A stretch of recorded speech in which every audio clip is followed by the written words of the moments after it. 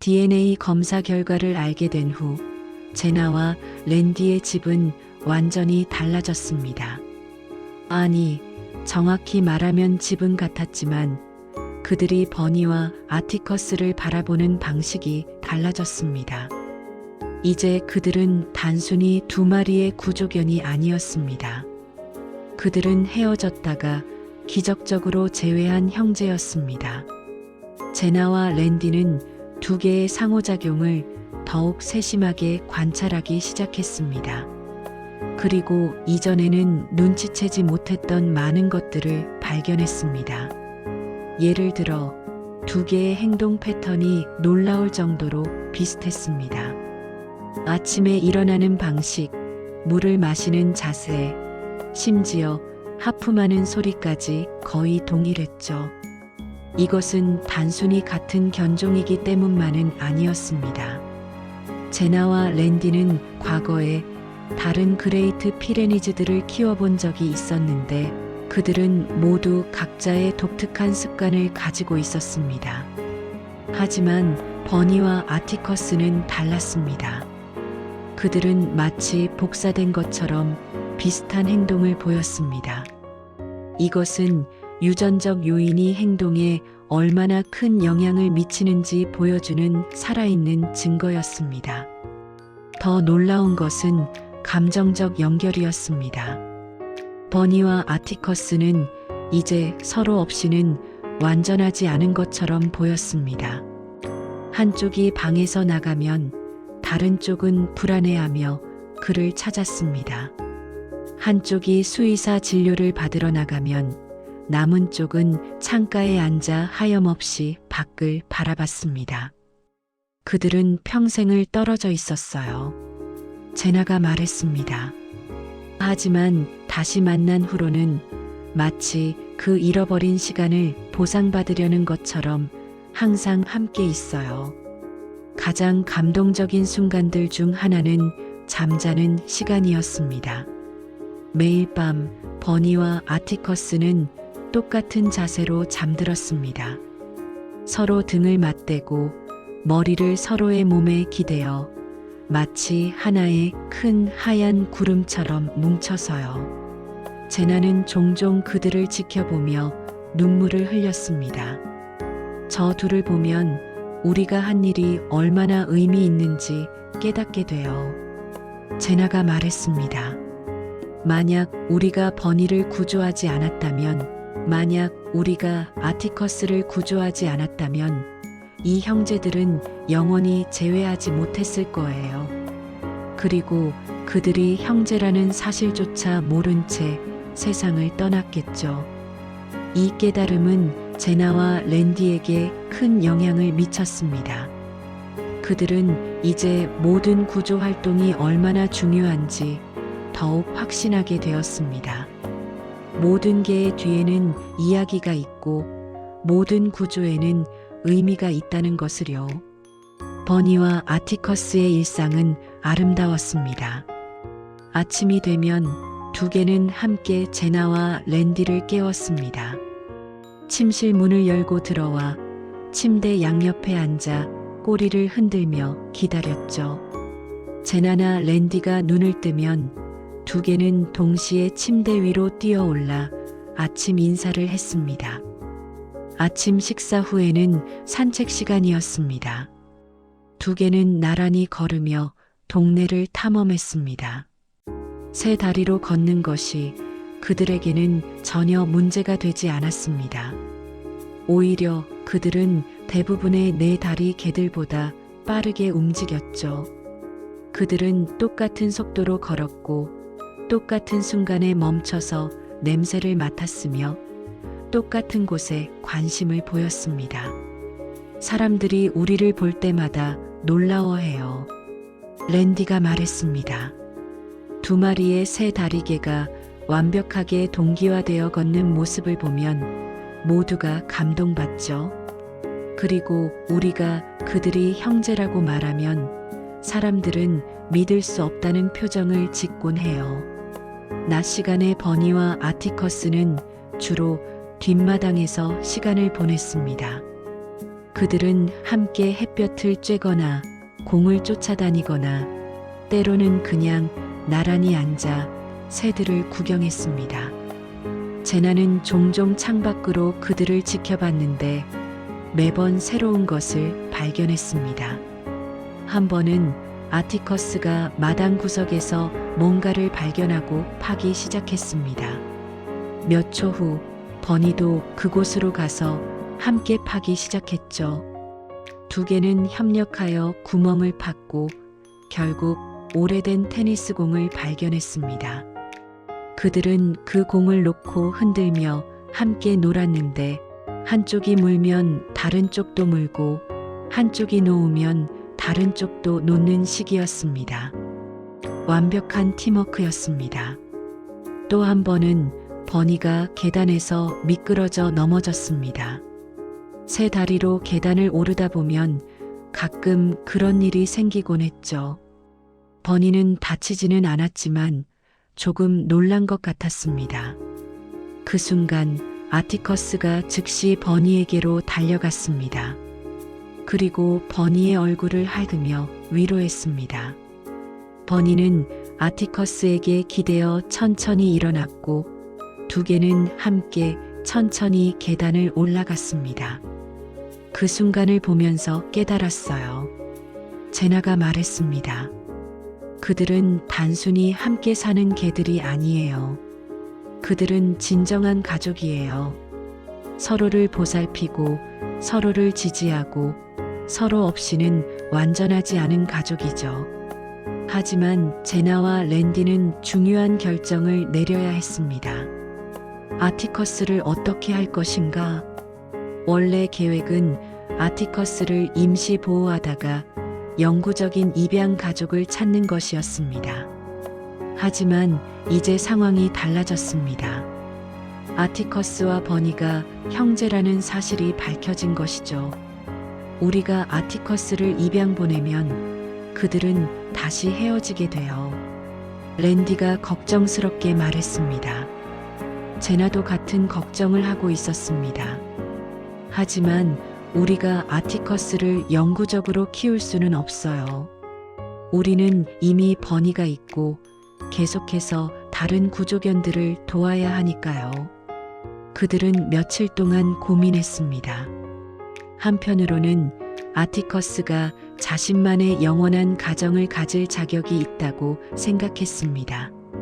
다른 한편으로는 버니와 아티커스를 다시 헤어지게 하는 것이 옳은 일인지 확신할 수 없었습니다.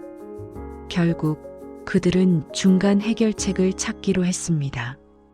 아티커스를 위한 입양 가족을 찾되 몇 가지 조건을 달기로 한 것입니다.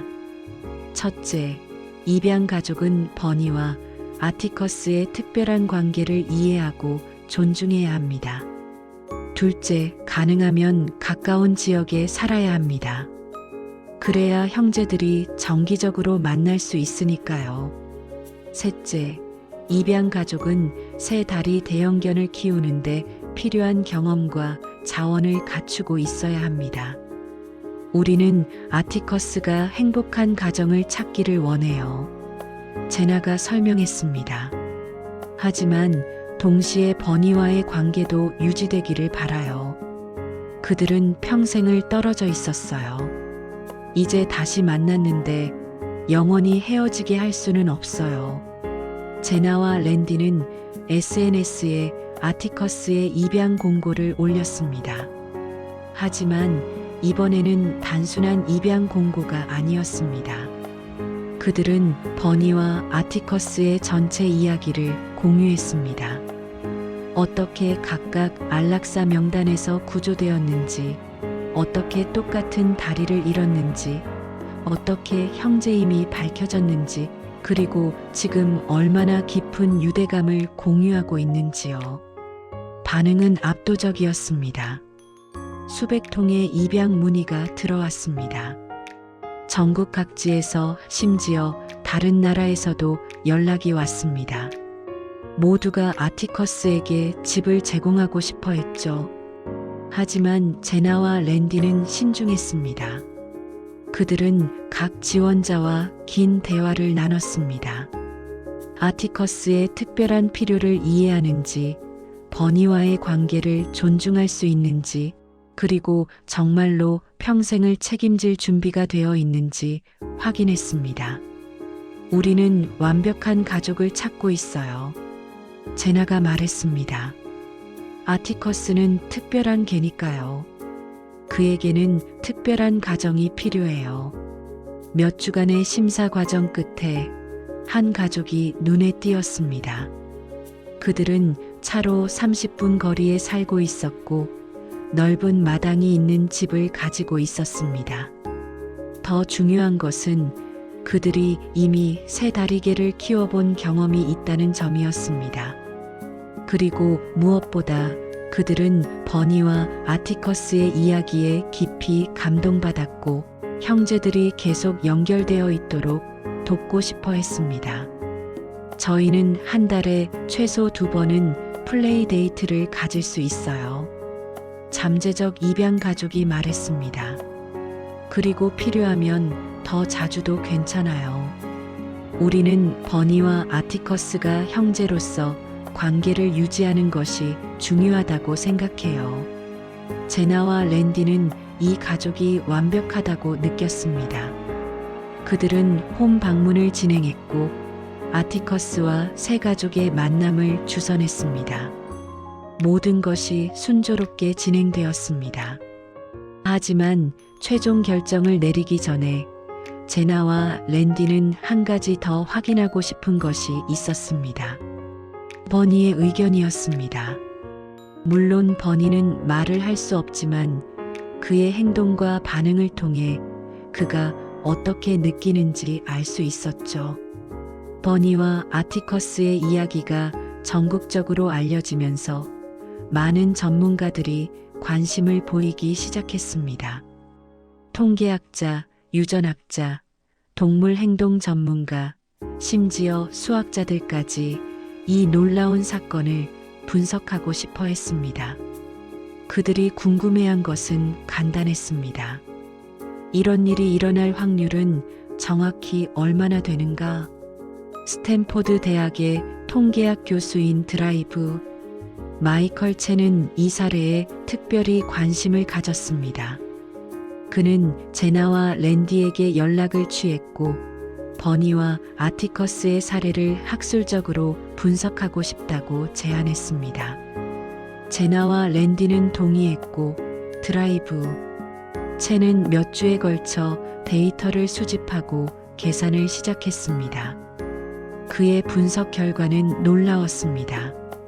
이것은 제가 경력에서 본 것 중 가장 통계적으로 불가능에 가까운 사건입니다. 드라이브 첸이 말했습니다. 각각의 확률을 곱하면 이런 일이 일어날 가능성은 약 450만 분의 1입니다. 드라이브 첸은 그의 계산 과정을 설명했습니다. 첫 번째 요소 형제가 모두 유기될 확률. 미국에서 매년 약 700만 마리의 개들이 보호소로 들어옵니다. 하지만 같은 어미에서 태어난 형제들이 모두 유기될 확률은 약 5% 정도입니다. 대부분의 경우 한 배의 강아지들은 서로 다른 가정에 입양되고 그중 일부만 유기되니까요. 이복 형제의 경우는 더욱 복잡합니다. 그들은 다른 어미에게서 태어났으므로 애초에 함께 있지도 않았을 가능성이 높습니다. 확률 125%. 두 번째 요소 특정 견종일 확률. 그레이트 피레니즈는 미국에서 상대적으로 희귀한 품종입니다. 전체 보호소 개체군 중 약 0.1%를 차지합니다. 두 형제 모두가 순수 그레이트 피레니즈일 확률은 기본적으로 보장되어 있지만 같은 아버지이므로 이 견종 자체가 보호소에 들어올 확률이 낮다는 점을 고려해야 합니다. 확률 1만 1000.1%. 세 번째 요소 같은 지역 보호소에 들어갈 확률.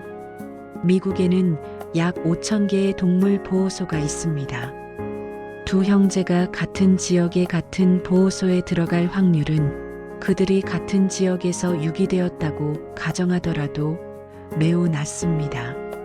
많은 개들이 다른 지역으로 이동하거나 다른 구조단체에 의해 발견되니까요. 확률 1100. 네 번째 요소, 둘 다 안락사 명단에 오를 확률. 보호소에 들어오는 모든 개가 안락사 명단에 오르는 것은 아닙니다. 약 40%의 개들이 입양되거나 구조되고 나머지가 안락사 대상이 됩니다. 두 개 모두가 심각한 부상으로 안락사 명단에 오를 확률은 더욱 낮습니다. 확률 125. 다섯 번째 요소, 같은 구조단체에 의해 발견될 확률. 미국에는 수천 개의 동물 구조단체가 있습니다. 각 단체는 자신들의 네트워크와 관할 지역이 있죠. 두 형제가 정확히 같은 구조단체에 의해 발견될 확률은 매우 낮습니다. 확률 1500. 여섯 번째 요소, 시간적 요소. 버니는 2024년 2월에 구조되었고 아티커스는 2025년 10월에 구조되었습니다. 정확히 1년 8개월 차이입니다. 두 형제가 비슷한 시기에 안락사 위기에 처할 확률은 낮습니다. 대부분의 경우 형제들은 비슷한 나이에 비슷한 시기에 유기되지 않습니다. 확률 150. 일곱 번째 요소, 똑같은 다리를 잃을 확률. 이것이 가장 놀라운 부분입니다. 버니와 아티커스 모두 왼쪽 앞다리를 완전히 잃었습니다. 개가 다리를 잃는 경우는 드물지만 전체 개 개체군의 약 0.5%, 특정 다리를 잃을 확률은 4분의 1입니다. 두 개 모두 똑같은 다리를 잃을 확률은 매우 낮습니다. 확률 116. 이 모든 확률을 곱하면 121만 1100, 125, 1500, 150, 116, 1450만, 즉 약 450만 분의 1의 확률입니다. 이것을 비유로 설명하자면 드라이브. 첸이 말했습니다. 당신이 로또에 당첨될 확률이 약 300만 분의 1입니다. 버니와 아티커스의 이야기가 일어날 확률은 로또 당첨보다 더 낮습니다. 하지만 드라이브. 첸은 여기서 멈추지 않았습니다. 그는 추가적인 요소들도 고려했습니다. DNA 검사 요소. 두 개 모두 DNA 검사를 받았다는 점도 중요합니다. 미국의 보호소 개들 중 DNA 검사를 받는 비율은 약 5% 미만입니다. 대부분의 보호소는 비용 문제로 DNA 검사를 실시하지 않으니까요. 독스쿼드가 모든 구조견에게 DNA 검사를 실시한다는 점은 특별했습니다. 게다가 두 개의 DNA가 같은 데이터베이스에 등록되어야만 관계를 발견할 수 있습니다. 만약 버니의 DNA가 다른 회사의 시스템에 등록되어 있었다면 아티커스와의 관계는 영원히 발견되지 않았을 것입니다. 확률 1400.25%. 이것까지 포함하면 최종 확률은 118억 18억 분의 1. 이것은 드라이브. 첸이 숨을 크게 내쉬며 말했습니다. 이것은 통계학적으로 거의 불가능이라고 분류되는 수준입니다. 우리는 이런 확률의 사건을 보통 운명 또는 기적이라고 부릅니다. 왜냐하면 수학으로는 설명이 되지 않기 때문입니다. 드라이브. 첸의 연구는 학술 저널에 발표되었고 통계학 커뮤니티에서 큰 관심을 받았습니다. 많은 학자들이 그의 계산을 검토했고 대부분 동의했습니다. 이것은 정말로 천문학적으로 드문 사건이었습니다. 하지만 수치와 확률을 넘어서 이 이야기가 사람들에게 주는 더 깊은 의미가 있었습니다. 과학자로서 저는 모든 것을 확률과 통계로 설명하려고 합니다. 드라이브, 첸이 말했습니다. 하지만 버니와 아티커스의 이야기는 때로는 우주에 우리가 이해할 수 없는 더 큰 패턴이 있는 것 같다는 느낌을 받게 합니다. 이 통계적 분석은 전국적으로 화제가 되었습니다. 뉴스 프로그램에서 다뤄졌고 소셜 미디어에서 바이럴 되었으며 심지어 과학 교육 자료로도 사용되었습니다. 버니와 아티커스의 이야기는 확률론을 가르치는 완벽한 사례입니다. 한 고등학교 수학 선생님이 말했습니다. 학생들에게 거의 불가능이 무엇을 의미하는지 보여주는 실제 사례죠. 하지만 가장 중요한 것은 이 통계적 분석이 사람들에게 희망을 주었다는 점입니다. 만약 450만 분의 1의 확률로 이런 기적이 일어날 수 있다면 다른 기적들도 가능하지 않을까? 전국의 동물 보호소들이 영감을 받았습니다. 많은 보호소가 DNA 검사 프로그램을 도입하기 시작했습니다.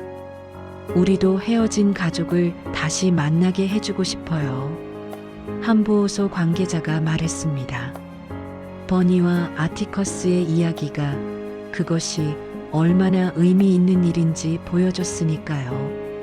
위즈덤 패널 회사도 이 이야기를 공식 사례 연구로 채택했습니다. 그들은 자신들의 서비스가 단순히 견종을 확인하는 것 이상의 가치가 있다는 것을 증명하고 싶어 했죠. DNA 검사는 때로 생명을 구합니다. 위즈덤 패널의 CEO가 성명을 발표했습니다. 버니와 아티커스의 경우 DNA 검사가 없었다면 그들이 형제라는 사실을 영원히 알 수 없었을 것입니다. 이것은 우리 기술이 가진 진정한 힘입니다.